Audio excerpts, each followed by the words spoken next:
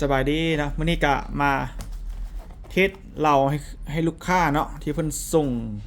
มาว่ากลุ่มบอดีเนาะสำหรับเราตัวนี้เนาะเป็นเฉพาะแต่เราท้องเหลืองเลยเนาะ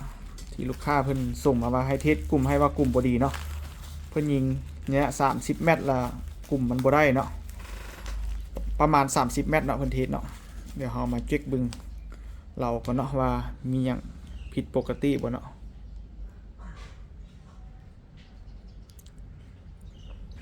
เราถือว่าสภาพมาสมบูรณ์เนาะบ่มีหยังที่ว่าโคตรงอเนาะถือว่าใช้งานปกติเนาะ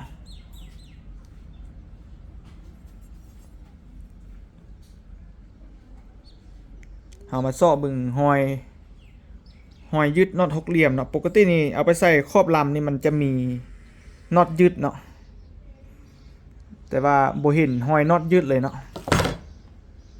ปกติมันครอบลำตัวนึงมันจะมีหอยน็อตหกเหลี่ยมยึดเนาะอันนี้บ่เห็นเลยเนาะบ่รู้ว่าเพิ่นเอาไปใส่รุ่นใดเนาะปกติครอบลำนี้มันจะมีน็อตหกเหลี่ยมยึดเนาะ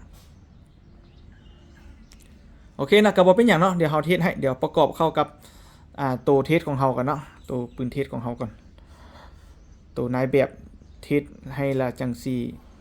ถ่ายเป็นสโคปแคมให้นะบัดนั้นเนาะใส่เป็นสโคปแคมเทสกลุ่มให้เนาะเนาะเทสให้เนาะประมาณ20 กว่าเมตรเนาะตัวนี้ถือว่าเฮาก็บ่นักแม่นปืนเนาะแต่ว่าเทสกลุ่มให้ซื่อๆเนาะเมื่อลูกค้าส่งมาแล้วก็ต้องเทสเนาะเทสให้เห็นเนาะอาจจะเส้นเล็งบ่แจ้งเนาะเพราะว่าเฮาจะโฟกัสตัวป้ายพุ่นเนาะเป้าอยู่ครึ่งกลางเนาะยิง10 ลูกเลยเนาะอาจจะสั่นเล็กน้อยเด้อเนาะ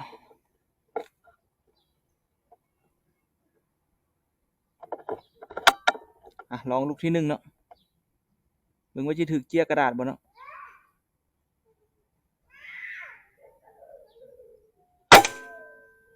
ตกลุ่มนี้เนาะตรงนี้เนาะแต่เฮาแน่ใส่เป้าถึงนี่ลูกที่2เลย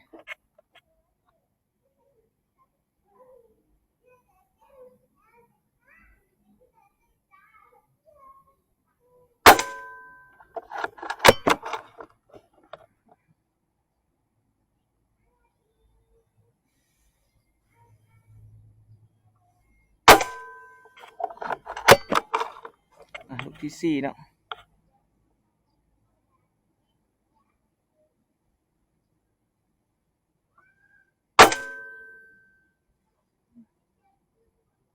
เป้าตก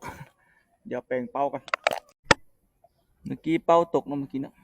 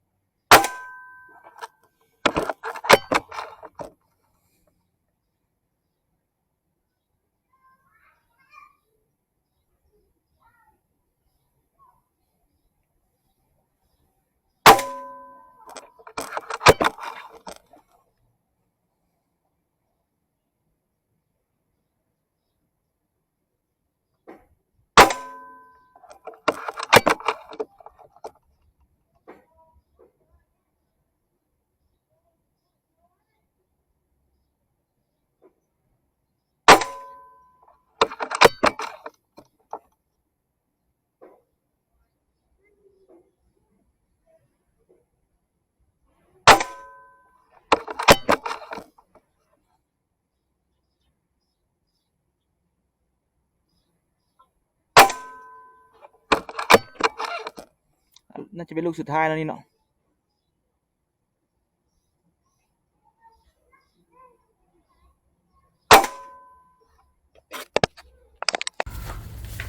เขายิงอยู่แคมทางขึ้นมาเนาะ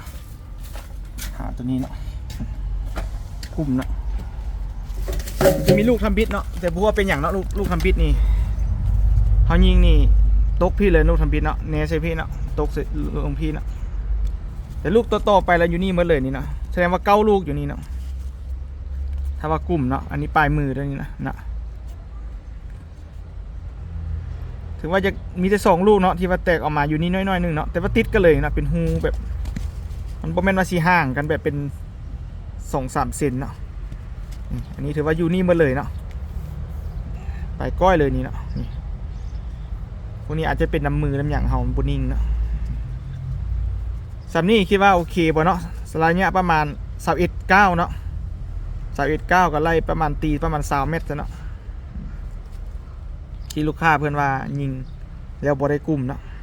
ข้าพเจ้าว่าสำนี้นี่ยิงนกนี่นกเจาะนี่บ่ถ้ายิงแบบนี้ตลอดนะยิง